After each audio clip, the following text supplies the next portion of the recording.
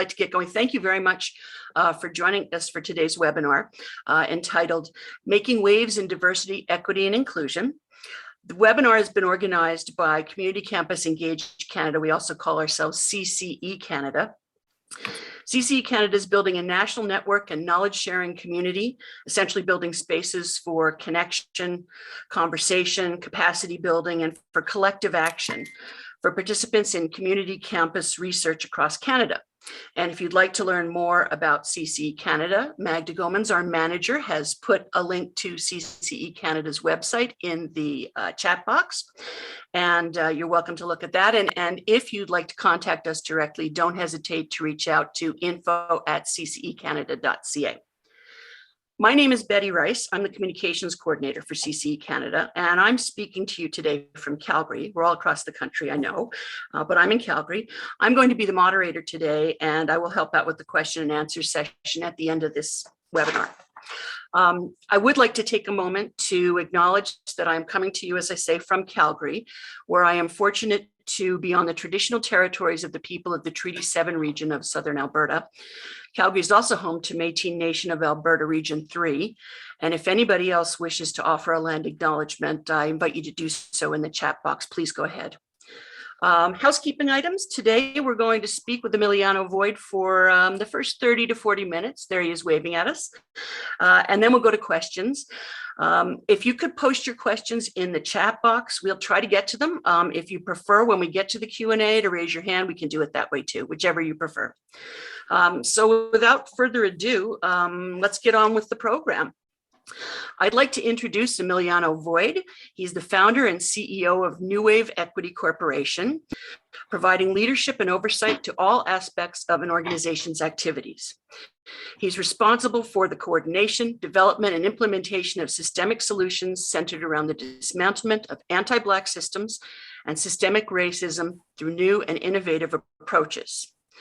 Emiliano and the Nuwave team have developed a platform that leverages transformational impact that can be deployed by everyone, from community organizations to global organizations, even entire industries. So we're going to talk to Emiliano today about events in the past couple of years that have thrust racial and social inequities to the forefront of our collective conscience, and ask ourselves some questions, and Emiliano as well. What is systemic racism? How widespread is the issue? And what part can we all play in being change makers?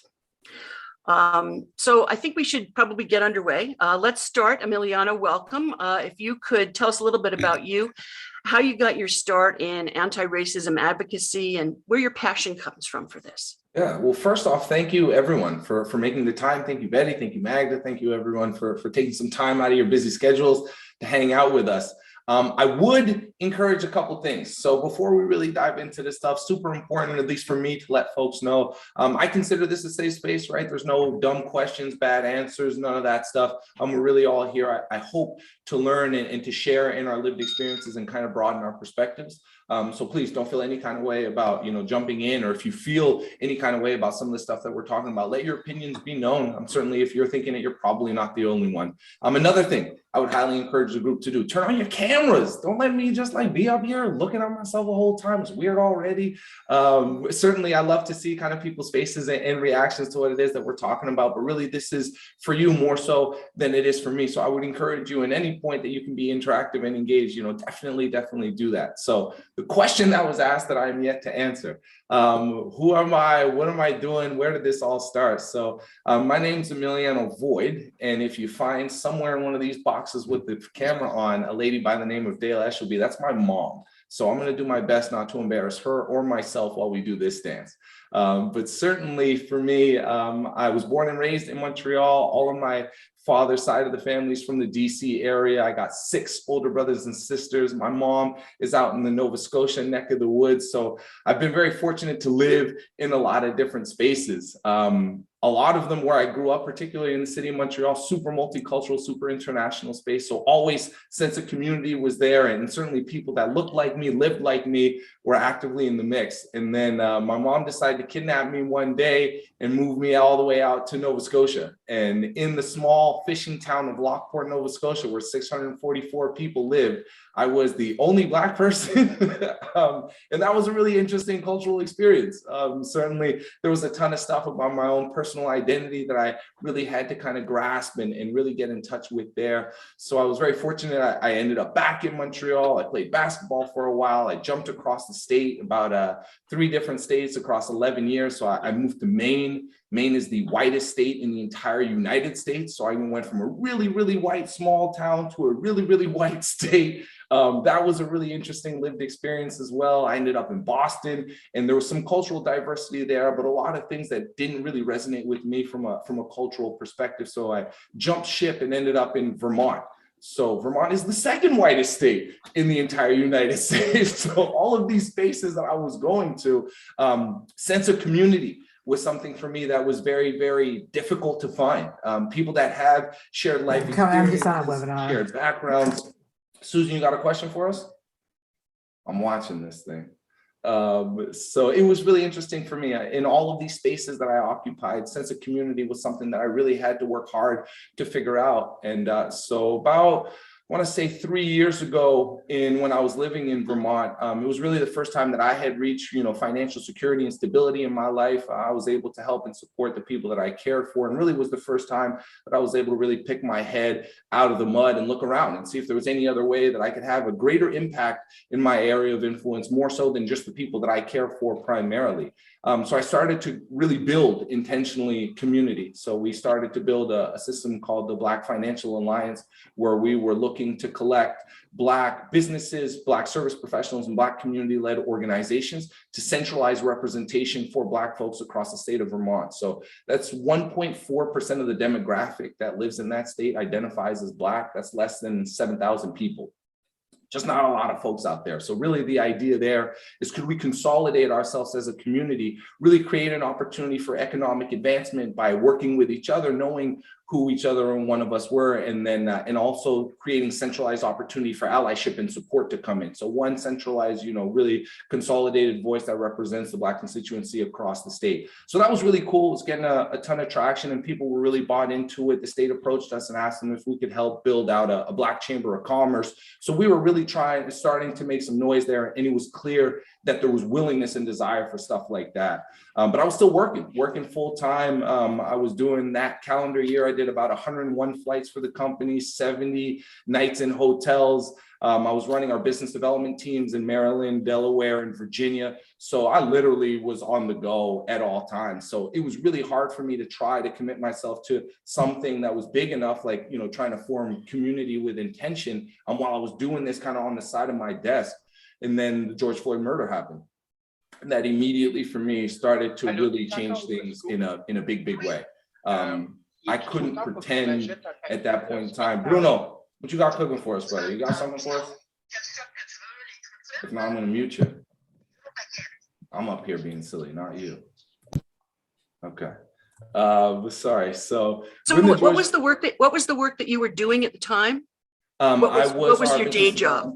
Yeah, so I was a sales guy. So I ran all of our business development teams so I was overseeing about 13 people in the Delaware, Maryland, Virginia area.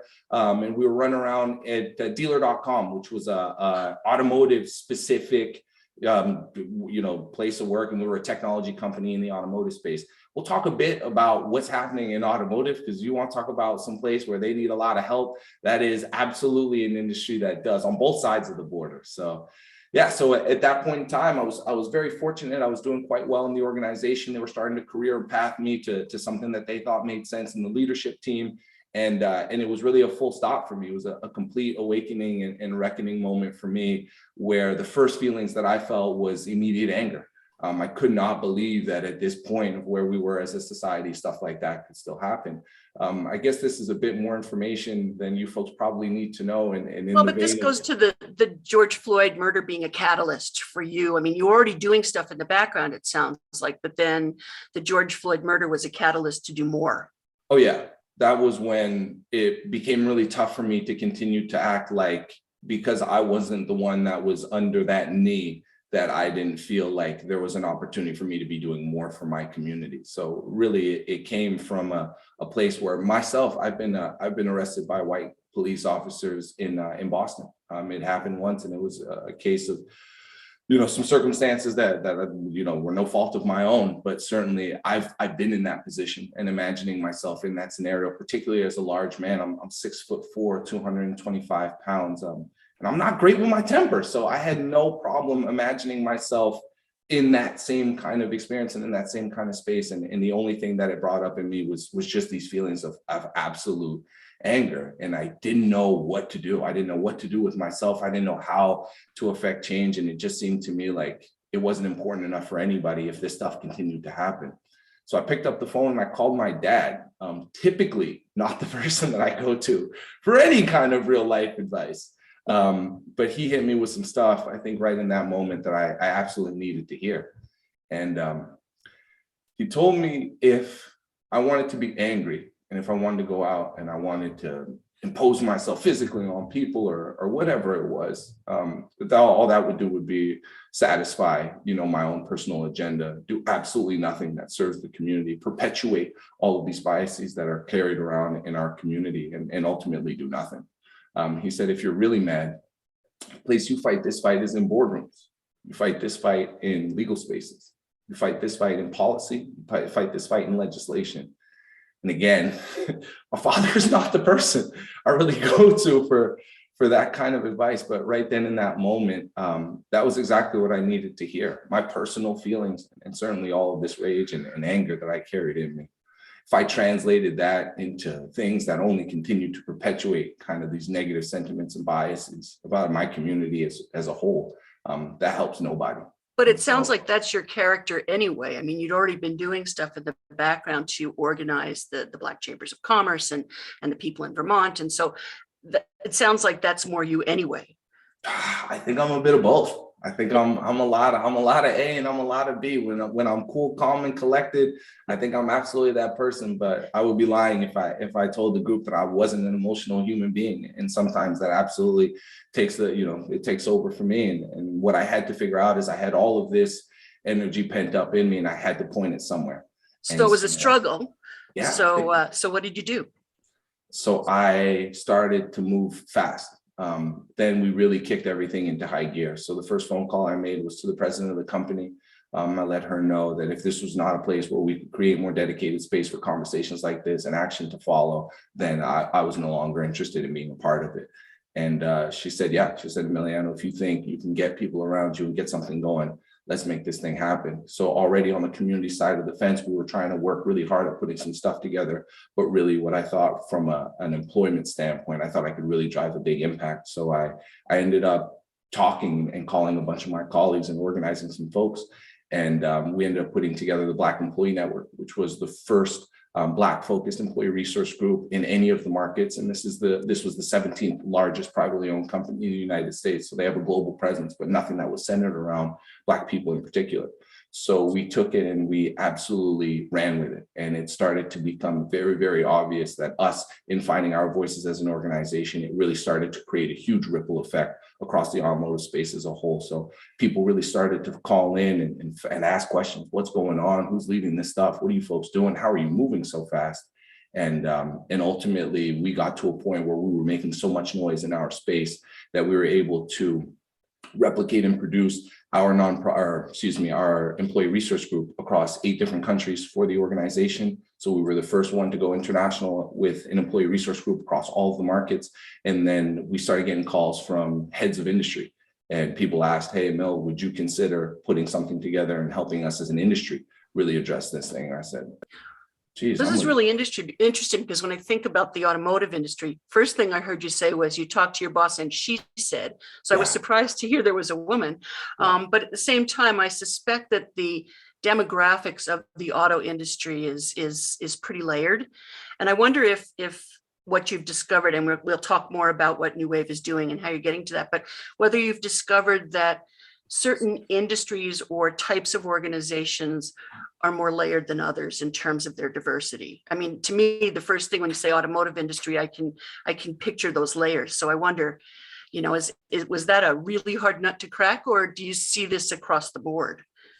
That's a great question. I would tell you it certainly was a hard nut to crack, but I think the George Floyd murder really gave people an opportunity to everybody that was kind of sitting on the fence. Everybody knew that these problems were there and they were existing. This wasn't new information just because one event really kind of amplified the focus and the attention that we spend on it. But it was clear that people were looking for a vehicle for change and just didn't know really how to go about it. And what it really, what one of the biggest lessons that I took away from that is courage is contagious. And as we found our voices and empowered others to do the same, and what happened very quickly was an industry that was notorious for being not only male dominant, but white male dominant across the board. It almost brought the entire thing to a standstill. And everybody said, yeah, we've been trying to figure out how to go about this, but we've never been comfortable enough, brave enough to really pick it up. And certainly when we took the first step, it was really, really encouraging to see how many people were willing to follow. So it really, to your question, Betty, it happens in every industry, right? Systemic racism is not unique to one space, right? It is permeating through society in all constructs that govern, us as a people. But certainly there are industries where you can see it. Technology is a similar space where 19% of it is represented by women, right? How does that make sense in 2022, right? The automotive space is really interesting. On the Canadian side, there are about 3,300 new car dealerships. Those are your Hondas, your GMs, your Subarus across the country. Not a single one is Black owned. Right? Not a single one. And so really you have to start to ask questions. How is this happening and why are we allowing it to continue? So yeah, it happens in a bunch of spaces. So is there a recognition across industries that this inequity does exist? I mean, is there a sense, is something changing? Is there a shift taking place, do you think, in the way people think about the makeup of their workplace? Is there a recognition of the inequity? What I would tell you is there's more. I think just the fact that this is such a public and mediatized topic now, if you're ignoring it, it's willful. You know what I mean? You can't really pretend like this is not happening and not happening at a global scale. But certainly the acknowledgement of it is completely different from the action that's required to change it, right? So what I could tell you is in a lot of the spaces that I've worked and had the opportunity to connect with people, there's not anybody that will say, yeah, this is not a problem.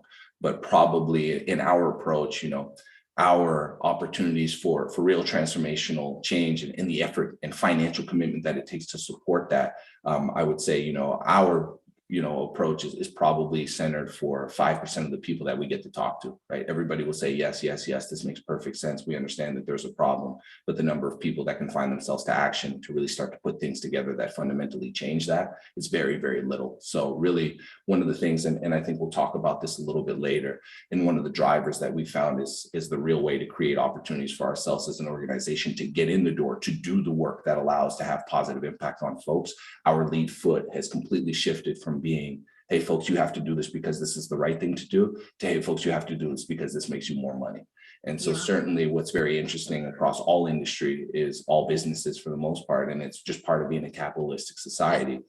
We are driven by profit, right? Particularly as an organizational structure, we are driven by profit. And the same reason it has never been important enough to address and really lean in and make sure that your folks feel welcome, that your space is diverse, equitable, and just for folks has been the same reason that has never allowed people to move to action before. And that has been considerably lower on the list of priorities than making dollars. And what has been— when there's an understanding that this inequity affects the bottom line, or could potentially affect the bottom line of a company, I would think that's something that stands out. So what kind of questions should a leader of an organization ask or consider when they're thinking about their own organization and how to move forward into building a more diverse workforce?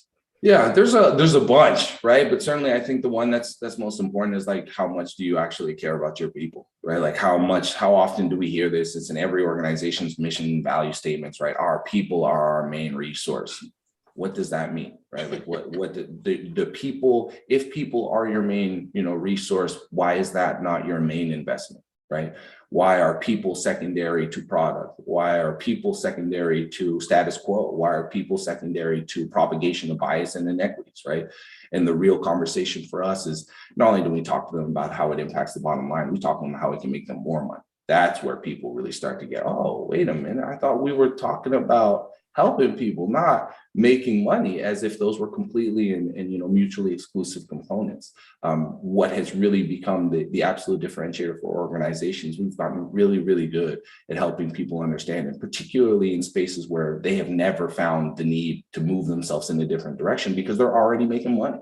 But we've gotten really, really good at helping people understand exactly how much dollars they can go get, how it impacts productivity, retention, talent acquisition, and competitive differentiators. These are all things that are top of priority list for organizations way, way, way before doing the right thing for their people. So certainly by us shifting our approach and our narrative to really be more centered around the business needs of organizations and how our product is just another business decision that they make that makes their organization more profitable. It just so happens that what we're walking in the door actually helps their people. Okay, so let's talk a little bit about New Wave Equity. Let's talk about its genesis and what you're doing. Give everybody an idea of what's going on. Yeah, so after we had really started to make a ton of space and made a ton of noise around what it is that we're doing internally through our organization, we ultimately, I led and really gave birth to a nonprofit called Accelerate Auto, which tackled anti-Black and systemic racism across the entirety of the Canadian automotive industry. Now, that industry connects to about and touches about 1 in 7 Canadians and contributes to almost a third of the GDP for the country. So that is a huge, huge, huge shift. And what was very, very clear to us is if we could have an impact in that space, there's no space where we couldn't.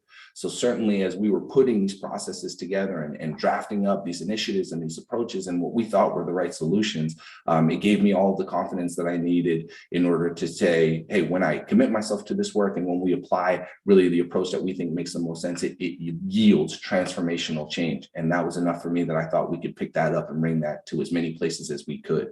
So we started. I just kind of kicked off and founded. I broke off. I quit my job. I said, that's it. I'm committing myself to doing the good work. And if I can find some dollars in the mix, then cool. But I couldn't pretend anymore, like I said, that these things that were happening to my community, just because they weren't happening to me directly, did not have an impact on me. I felt a sense of responsibility to really move myself to action. So I jumped off the train. Everybody was saying, Emil, don't do it. Don't wait a couple of years. You're doing great.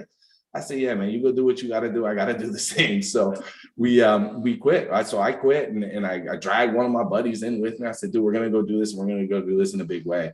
And so I started my first racial equity consulting firm called Blink Equity, which was really, really cool. And I signed the company that I quit the day that I quit for my new business. So I thought that was pretty clever. I was like, good work, Emil. Seems a little sleazy, but for the most part, we had created a need and a demand and they saw the value. So it was a great kind of natural fit. But what ended up happening is we were kind of going through this work is myself and my business partner, our visions about how we should be executing the work started to diverge from one another. There was a huge opportunity and focus for procurement and supply chain diversification. So things that have huge financial impact for communities. And that's really what he really wanted to lean himself into in some of the work that was happening in the political space. And I'm a people person. I think my greatest skill is kind of touching and working with people, I guess, like touching, not like touching, like physically, but like connecting with folks. We know what you mean. I think that's one of my best skill sets. So I wanted to focus more on the people side of the fence. So we kind of broke off and went our separate ways. And what I had found very quickly was our realest and largest opportunity for change was not single point touch points with people. There's a ton of stuff happening right now around racial equity. Like, hey, let's bring in an unconscious bias trainer. Let's do some stuff around, increasing our recruitment of Black folks. And what became very evident for us very quickly was systemic problems require systemic solutions. And anything in the middle just fundamentally moves the bottleneck from one place to the other. And an example of that is, a lot of organizations are saying, hey, we know that we need more diversity. Let's recruit a bunch of, Black, brown folks. Let's bring them all in the door. And that will solve the problem. What ends up happening is if you spend all this effort, all this energy, all these resources on the front end to attract a bunch of diverse talent, you put them in a machine that's not built to keep them, grow them, develop them, empower them, make them feel welcome. What you end up seeing is huge churn rates almost right away, right? Within 6 months, you can lose 40, 50, 60% of new hire classes, particularly in racialized folks, because the work that needs to be done before you bring people in the door wasn't there. The work that you need to do to keep them once they're there wasn't there. So what we started to figure out very, very quickly was how we had been able to create this real change was lining up systems with systems. So systemic problem, we were plugging in to really create systemic solutions. So that forced us to kind of adjust, I think, a bit of our approach. And the way that we built nuwave were 4 different organizations that operate under one umbrella. So we have a huge data and analytics component that allows us to measure statistical inequities across all layers of the organization. So it's not specific to race, it's women, it's sexual orientation, veteran status, years of service, gender, ethnicity, it's all of these things. And it allows us from a data and a statistical standpoint to plug into organizations, measure, establish a baseline, and then measure any statistical inequity that happens. So what we found out is very quickly, we could build very catered solutions to very specific problems. So for example, when we work, one of our clients is multinational, well, we can tell them in this office, in this country, women between the ages of 25 to 44 that identify as part of the LGBT plus community, they statistically vary from the norm on compensation or feelings of inclusion or sentiment. And what allows us to do is, instead of having these blanketed solutions that we roll out across the board, we get very pointed and tailored solutions to address the specific ways that organizations are making their folks feel unwelcome. So we have we've got a question here, and I know we want to talk about the 4 points. I don't want to forget the 4 pillars of nuwave, but when you measure the data, how do you deal with the sensitivity of self-disclosure, particularly? Well, yeah, how do you deal with self-disclosure? Yeah, that's a great question. And what's funny is a lot of these data points that we're collecting from folks has been historically information that marginalized communities have felt have been used against them in the past. Divulging yourself as this versus that has been often a reason in the professional setting for there to be inequities that come from that. So one of the things that we do way before we roll out the data component is foundational work to establish psychological safety in the place of work, right? We make it very clear for organizations and for the employees that we're looking to collect this information from. So people are providing new information that they might not have provided before, knowing that this is going to feed into trying to build a more equitable workplace. They understand why they're giving you that information. Yeah, the question becomes, why now, right? Like, people are like, why? Like, this has never been stuff you've cared about before. Why all of a sudden do you care about it now? And that's, that's, I think, a lot of the sentiment that comes from the marginalized side is like, dude, this has been stuff that has been held against me in the past. I don't want to put this down on paper. Yeah. And from the majority side, they're like, wait a minute here. I don't want to be the one that you don't need to know that information about me, this and that.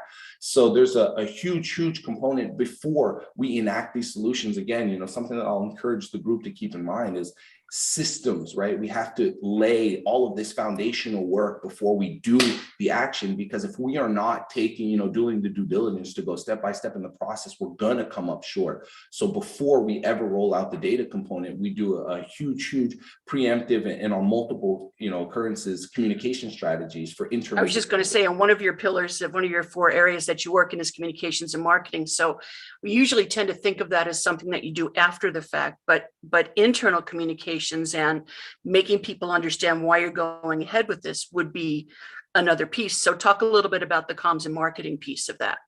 Yeah, so the business that we were just touching on, the data platform, right? The way that we kind of couple that with another one of the divisions that we carry is we have a marketing and advertising firm.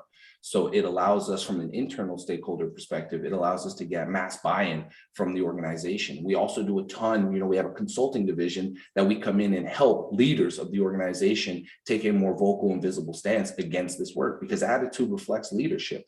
And if it was never important to the leaders of organizations before to collect, compile this kind of information, to use it to shape policy for a more inclusive, diverse, and equitable workspace, why would anything happen differently now? So empowering leaders, coaching them, consulting them, training them, getting them ready to be the champions of the work. Because if they're not bought in, why would it make sense for anybody else to be bought in?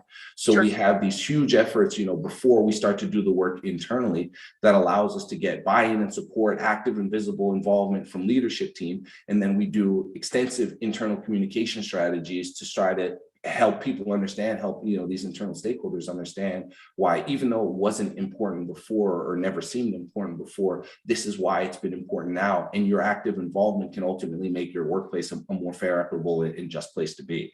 So we have these different pillars, and again, really along the lines of thought of those systemic solutions, right? If we don't have this kind of closed loop that fits into this business structure, we're going to lose people all the way through. And what we ultimately cannot afford to do, and particularly as a Black man, what I cannot afford to do is take dollars from an organization and not show them a return.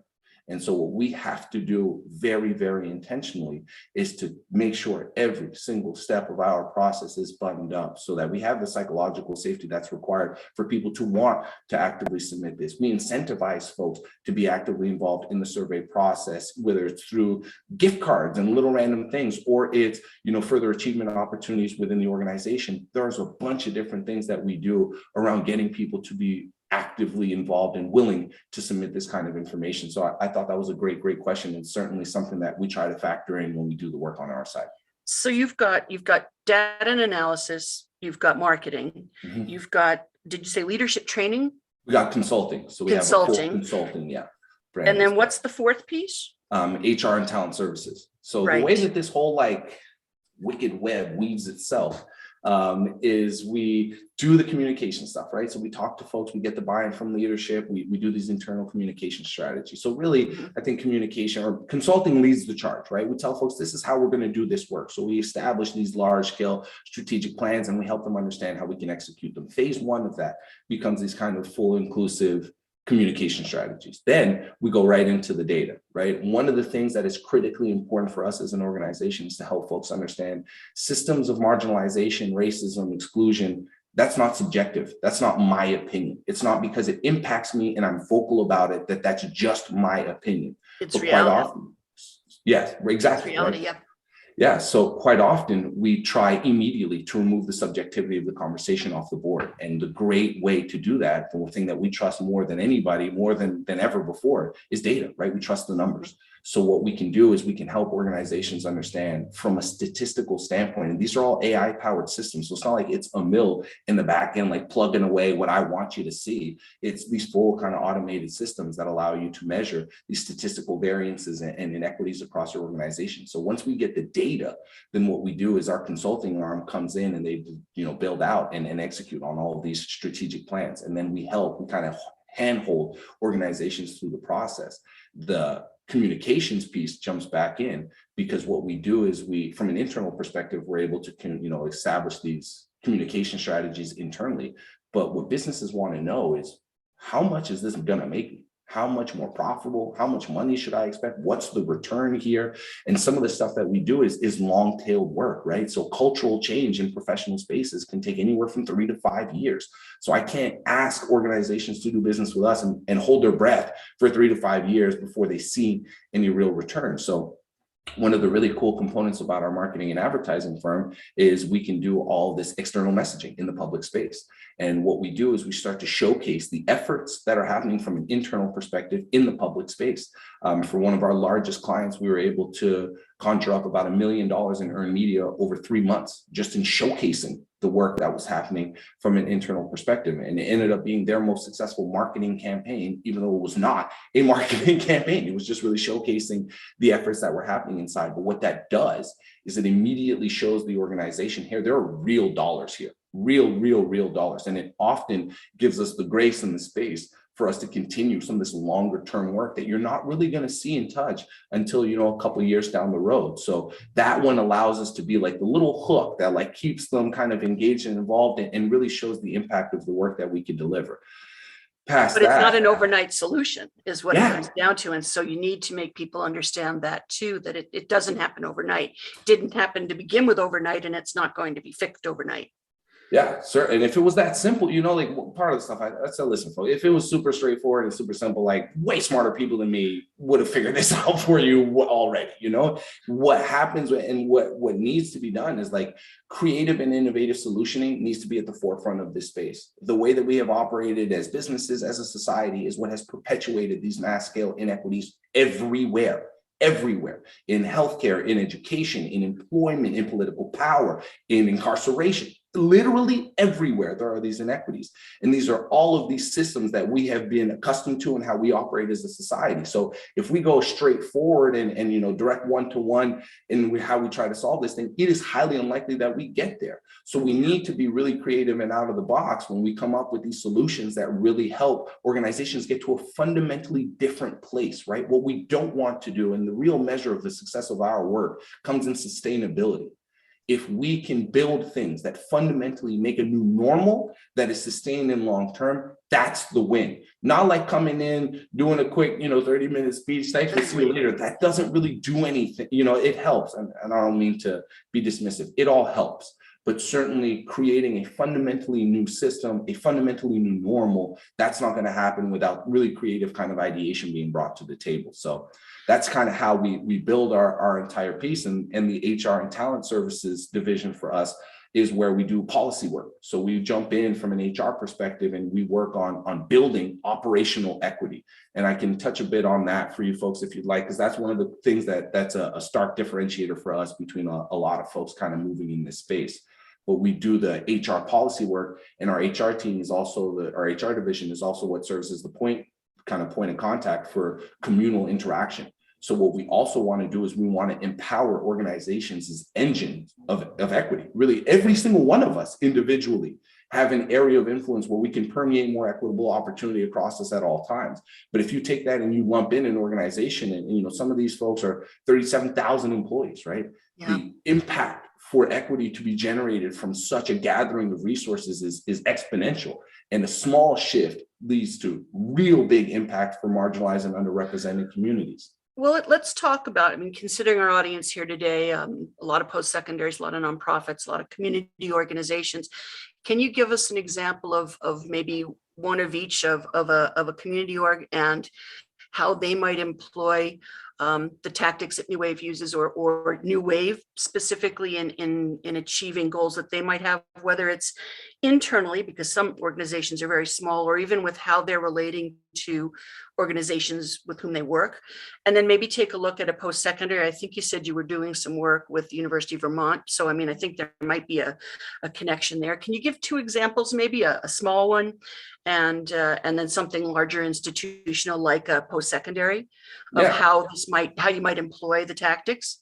Yeah, so we do quite a bit of work with nonprofits. So for us, our three guiding principles are community, innovation, and profitability. So we build our solutions as community, and we really have a vested interest in impacting our communities. So Accelerate Auto, which is the nonprofit that I founded here on the Canadian side, we're working with them currently to do a joint offering where anybody that's a member, a supplier, a sponsor, or supporter of the nonprofit that wants to look at taking on any of the nuwave suite of products, any deal that we sign that's within that ecosystem, we point 10% minimum of the revenue back to the nonprofit to financially support them, to continue to kind of allow them to do the work that they do. But we have collaborative efforts with nonprofits, but we also do work directly with them, where some of part of our organizational structure is pro bono work, where we work to help and support communities in a greater capacity. So there's great opportunities for us to collaborate, and really we have vested interest, like I said before, to do work that impacts the community. So working with nonprofits is absolutely something that's right in our wheelhouse. One thing to keep in mind, right? Like all of our organizations, whether they're nonprofits, what's up, George? Whether they're nonprofits, whether they're, businesses, educational institutions, whatever that they are, none of these places live on an island, right? None of them operate in a silo. They're not, living completely by themselves and having no impact or connection points with anything else, right? So things like diversity of suppliers, right? Like diversity of vendors. Right, the impact that comes from shifting 3 to 5% of revenue from organizations into marginalized communities is exponential. It increases the financial stability of those communities, supports entrepreneurship, provides more employment opportunities. And those are things that we're not asking organizations to do things completely different. We're saying instead of pointing it this way, point it that way. And it can happen in that space. So there's a ton of really interesting and innovative and creative ways that anybody from nonprofits to educational institutions could certainly benefit from. Some of the work that we do on the educational side, so we're working with 2 universities now. A third is definitely in the mix. So we work with the University of Vermont. We work with Champlain College. Some of the stuff that we're working on there is large-scale diversification of supply chain, increasing representation and diversity within the school space. But a really cool project that we picked up with Champlain College is our data platform we are spinning and applying at a student level. So we're trying to measure sentiments of feeling, equity, and inclusion from a student perspective. So not necessarily just paid staff and how they kind of walk around. That's a small percentage of the people that are in that space. Certainly students, that are the active kind of lifeblood of society, they're in there too, and figuring out opportunities that we may not be seeing right now, gaps that we currently carry that we have yet to identify, by figuring out if we can get more information and data back from our student body is a really cool project that we're working on now to measure sentiments of diversity, equity, and inclusion from a student perspective. And one of the things that's really kind of hurts my heart, but like my alma mater where I graduated from, they graduate 17% of students like me, Black, poor, male. They graduate 17% of students like that. And it doesn't matter enough for there to be a different structure, a different approach, because they're profitable, they can continue to allow themselves. We're a stark minority, right?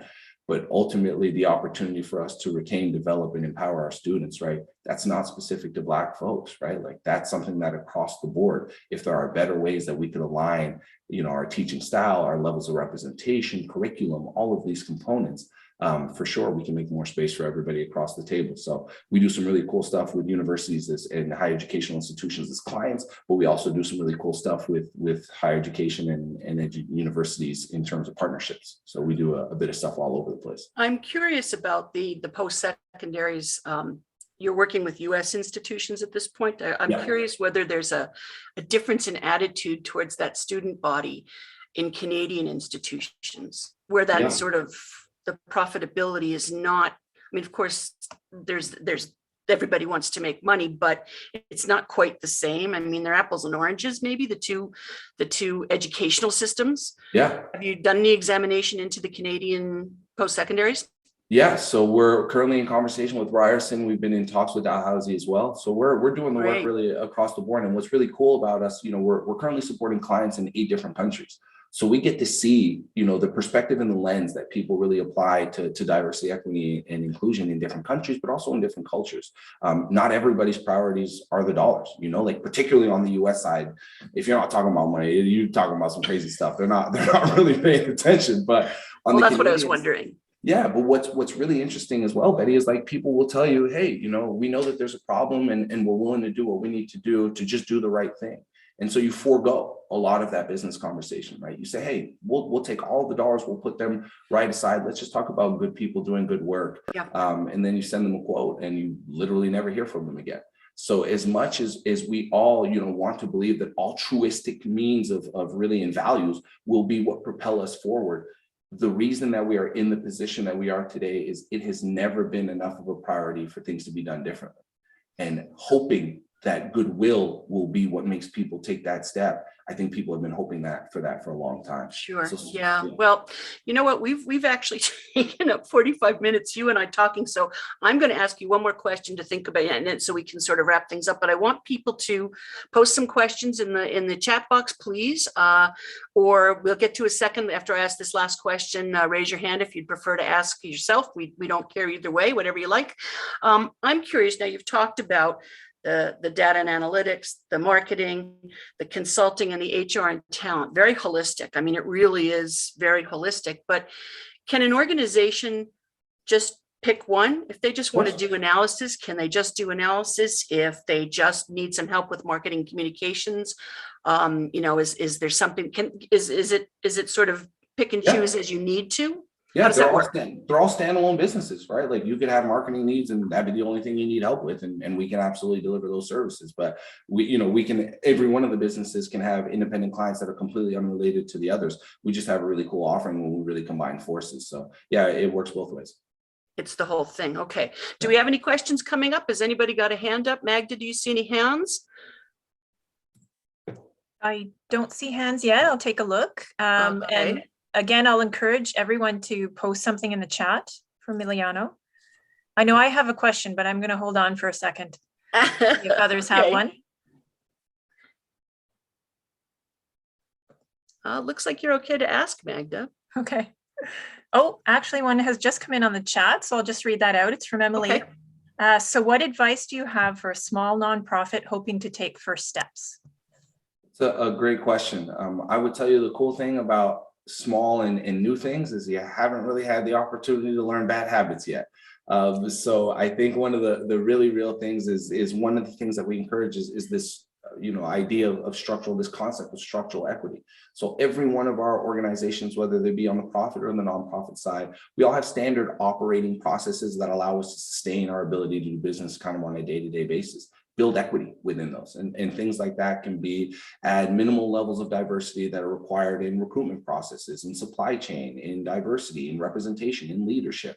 So I think for particularly startup and small businesses and the ones that are coming together now, just keep that, like don't have that be what happens now, and particularly in large spaces, is like diversity, equity, inclusion is a nice to have, not a must have. When people are your priority, that's a must have. And so certainly if you build with really keeping these equitable considerations in mind at the core of all of your processes, particularly as you grow and develop, that's absolutely what we recommend as the first stop. Does that answer your question? You can also come back and say that was completely off. Yeah. Well, no, you said something earlier and I thought it was interesting and I did jot it down. I wrote people equals productivity and profitability. That ultimately, if you treat your people right and you've got your workforce in the right place and you've got everybody feeling like they belong and that you want them to be there, that ultimately that leads to productivity and profitability. And if that's your bottom line, and if that's the way you have to approach people, then it works, right? Yeah, I mean, money doesn't make itself, like, no. People do the stuff that allows us. They're in to a business have for a these kinds of reason. Opportunities, yeah. And maybe at some point we get the robots and robots run everything and we don't have to worry about people. And then at that point, I would argue it probably doesn't matter how you treat your people. But certainly until we get to that point, people are our most precious resource. And for me, it's kind of baffling that the investments and the willingness for commitment to folks, particularly in a way that guarantees, for the most part, a different and more profitable, productive, welcoming outcome. To me, I'm a little hard pressed as to why it's not. To understand why, yeah. But we're all creatures of habit, fundamentally, we are all creatures, us as individuals, us as a society, us as organizations, we all operate with what we're used to it. And so impressing upon people that there's a critical need for change and for that to have an impact on the habits that you carry today, that's a scary thing for people. People are moved more by fear than they are by gain. And so certainly what we try to help organizations understand is like, as a society, we are more connected now than we have ever been. We are more in tune and empathetic towards the suffering and the problems that happen at a global scale. And that's completely reflected by the social movements that you see today. Like there's really never been before, right? The social justice movements of the 60s were a big one, but these global sweeping, people coming together in all parts of the world and saying, hey, this needs to change. That's happening more today than it really has, ever before. And so people now are putting themselves at the center of their world and saying, hey, I'm not just a number. It's important for me to be respected, valued, empowered in the places that I occupy. And the reality of it is, if you won't give it to me, somebody else will. And so helping organizations understand that, hey, like this is not only profitable, this future-proofs your organization. This is the direction that people are heading anyways, and you can either ride the wave or get smacked by it, but it's coming. Okay, have you done any work with Indigenous organizations or groups? I have not, but there's really no reason why we wouldn't. Okay. Yeah, and particularly from our angle, we lead with Black first, because that's our lived experience, and lived experience is a critical component to all of this work. One of the stories, real quick, one of the things that really helped me kind of understand that perspective was I was sitting down and having dinner with my best friend and his girlfriend, and I'm a big guy and he's a bigger guy. He's like 6'7", 240. So we're big boys. And she was asking me, hey, Mil, when you and Vince are walking down the street at night, and let's say a woman's walking towards you guys, do you cross the street? Like, of course not. I move over and maybe say hi, but we keep it moving. And she says, I bet you if you watch, at night, when the two of you are walking towards a woman that's walking by herself, I bet you she crosses the street. I'm like, what are you trying to get at? She's like, she doesn't know you. She doesn't know Vince. You're both big boys. And the only thing that she knows is that men are physical threats to women, right? And I'm like, wait a minute. if I wanted to be a better supporter ally of women, I would have never known that. I thought I was doing the right thing. I thought by just stepping out of the way, making space, like, hey, it's cool, you know, we can all walk here. I thought I was doing the right thing. I thought I was supporting and doing all of those things in the way that it was needed from the other side. But the truth of the matter is, if I wanted to be better aligned and make women in particular in that circumstance feel more safe, I can do that. I can cross the street. There's nothing that stops me from kind of crossing over. But if nobody had ever shared that perspective, I don't live that way. I'm a big guy. I have never perceived another human being coming down the street at me as a physical threat. That is not a thought that crosses my mind. And so for me, if I want to start with helping people in the way that they want to be helped, I have to understand how they hurt to begin with. So we lead from a Black perspective because that's the lived experience that we carry. We can pull the curtain back on what it is to be impacted as a Black person by systems of marginalization. But that can be applied as long as you're willing to listen and be empathetic and put yourself in another person's shoes. You can understand very quickly how you can better position yourself to support any community, any organization, any group. So there's nothing that stops us from working with anybody. But what we're not going to do is walk into the Indigenous space and be like, we know what the problem is, right? If folks want to work with us that come from a diverse background, they're really going to have to help us understand what the problem is so we can position ourselves to be the right kind of allies for them. And that's where the consultation comes in, the conversation and learning more about the other, whatever the other is, and finding those pain points. Yeah. I have a question now as well. Another question here. What's your biggest oh, go ahead, Magda. Oh, it's okay, Betty. I was just going to ask the question that's come up from Dwayne is, what's your biggest business/organizational challenge at the moment? I think Dwayne's talking about your organizational challenge in Dwayne Wave. asked me to reveal my deep dark secrets. your weak points. Scalability. Oh, what are you finding? Seriously, what are you finding challenging? Yeah. Scalability. So being able to support the demand that is currently coming in is proving to be very difficult for us. And what's tough is because we're a very interconnected organization that has to know how to move throughout the 4 divisions that we carry. The ramp up period is heavy for us. So we're now 7 folks. We onboarded 2 interns, but scalability to support the demand is absolutely our biggest issue right now. Great. That's question. A good problem. Yeah. I mean, that's fantastic, right? Yeah. Awesome. Thank you. In a way. Yeah. Magda, you want to go for it? Yeah, I'm just scanning for other questions from the group, but I think I'll go ahead with the question I had for you.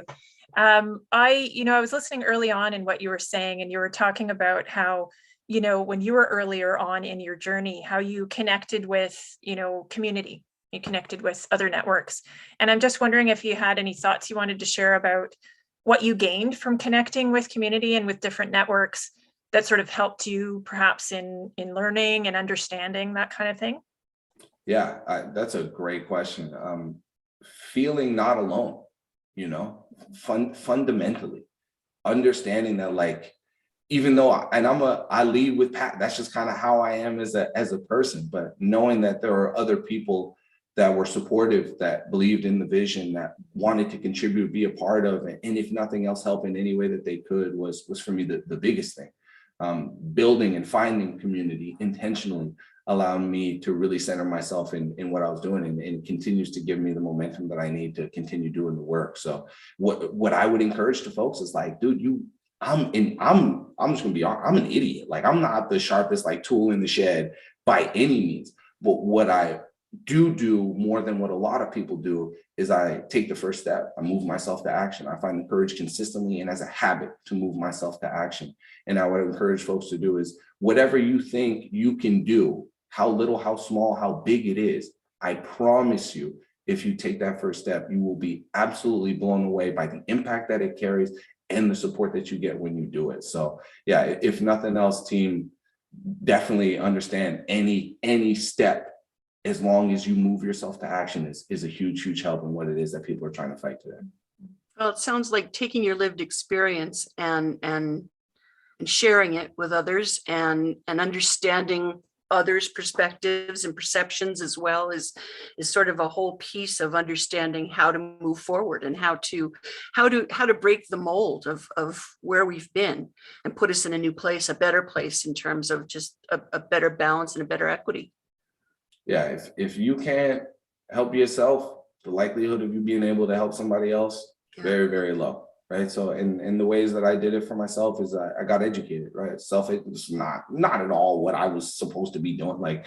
But I committed myself to learning more about it, to becoming more educated about it, to being more vocal. I switched from being, these behaviors of non-racist to anti-racist, being actively involved in the stopping of propagation of racist ideology, thoughts, and conversations and these are things that you can carry personally.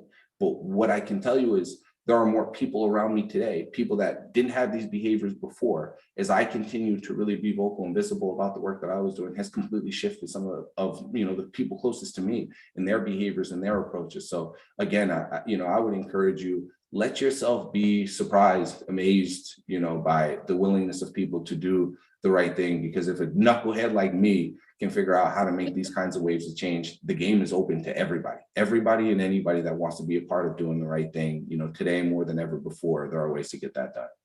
Well, it's fascinating work that you're doing. Really, really fascinating. We are at 5 minutes to 12. So I think I'm going to, unless anybody has last questions, wrap it. I'm going to ask Magda to put up the nuwave Equity website so that if people want to learn more about the work that you're doing and how to get in touch with you, they can certainly do it that way.